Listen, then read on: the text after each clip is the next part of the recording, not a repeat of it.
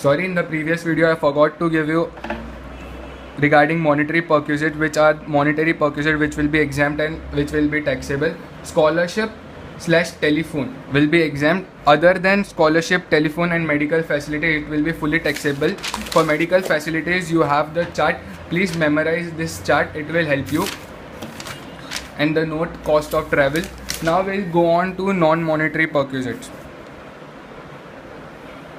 We'll move on to non-monetary perquisites.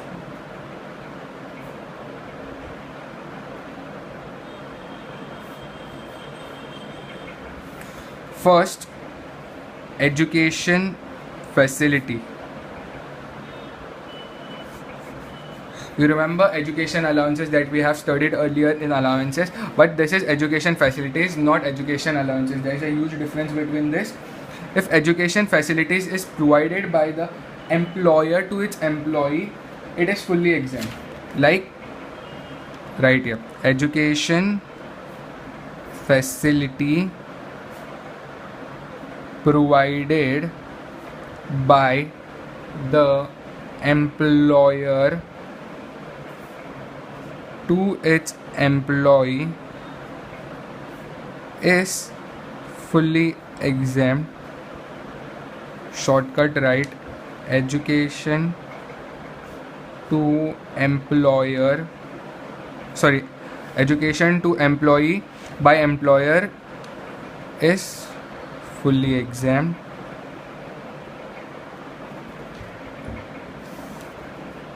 Education to relatives slash other than employee, it is fully taxable. Then education to children's,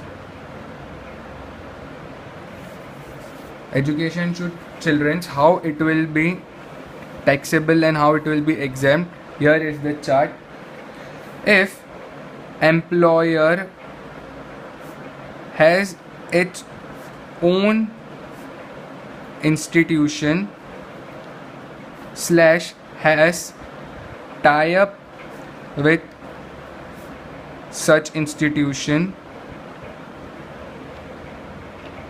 then exemption is allowed up to rupees 1000 per child per month. Here there is no need of maximum 2 children. Only exemption is allowed up to rupees 1000 per child per month. Okay. And other institution other than employer own institution and has tie up with such institution, then other institutions, it will be fully taxable. Okay. So I want you all to please pause the video and copy, then I'll again explain you all.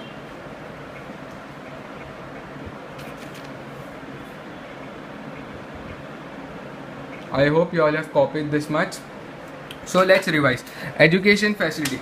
Education facility, it is a non-monetary perquisite given by an employer to its employee. So education facility is provided by employer to its employee. It's completely fully exempt. There is no need of adding such education facility if it is provided to the employee in the income statement of the salary. Income statement means the computation of the salary. Don't need to add in the perquisite column, sorry, perquisite head.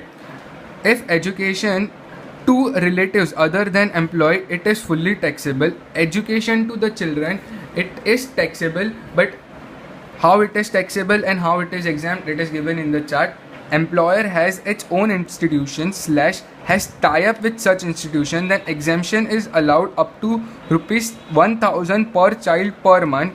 Other institution, it is fully taxable. Okay, I hope this much is clear. This was the non-monetary perquisite. Other non-monetary perquisites are free gas. Gas means LPG. You know what is gas? The cylinders that are used in the house for cooking. Gas, electricity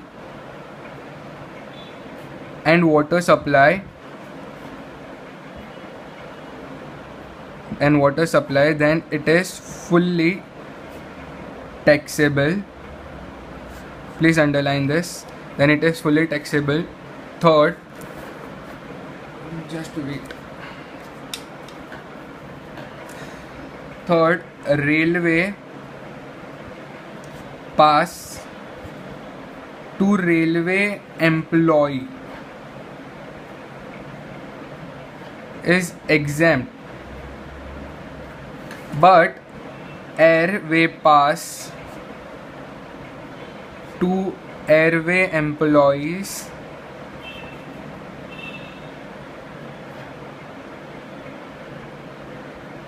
is exempt, but other employees it is taxable. Except above this two, railway pass to the railway employees is fully exempt, airway pass to the airway employees is exempt, other employees it is taxable. Okay. Fourth, servant facilities provided to the employee by the employer, it is fully taxable. I hope this much is clear. Please pause the video and copy the remaining part.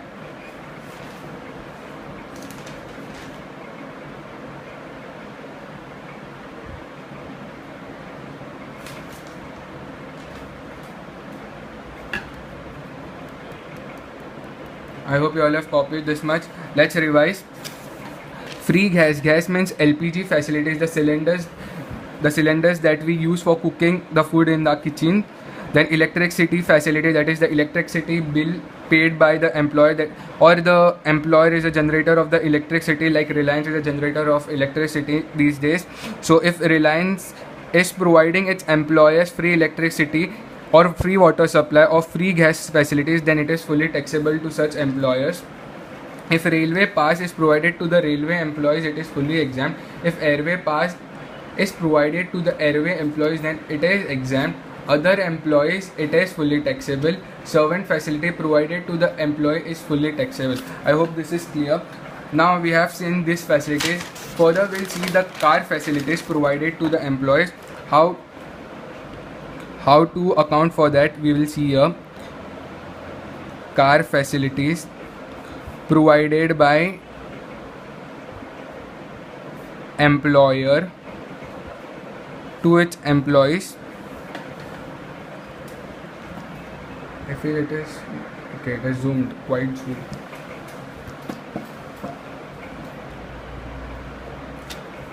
First, it is divided into three parts. First, car is fully used for office use only. Second, car is fully used for personal use only. Third, car is partly used for office and partly used for personal use. Okay, so first, car is fully used for office use only, then it is fully exempt. Second case, car is fully used for personal use, then how to account for that? First, make up particulars, rupees, right? Car owned by employer / hired bracket if owned by employer, then outer column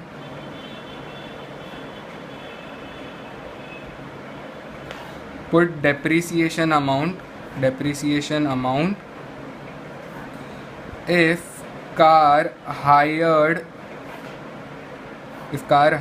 by the employer, outer column put hiring charges, okay, XX. There can't be both together because either the employer may be owning the car or either the employer may be hiring the car, so either of the two will be the case. Add repairs and maintenance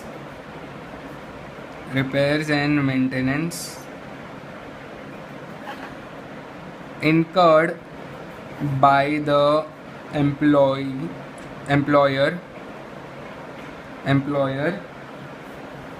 Add driver salary paid by employer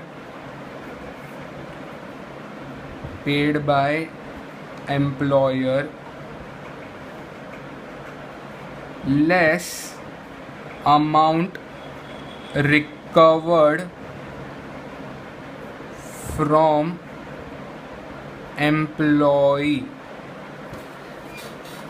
Okay, let me draw lines.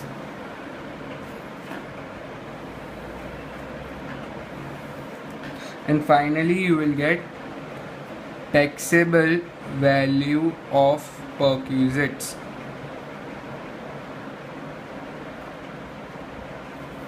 Okay, please write TVP over here, taxable value of perquisite. Please copy it down.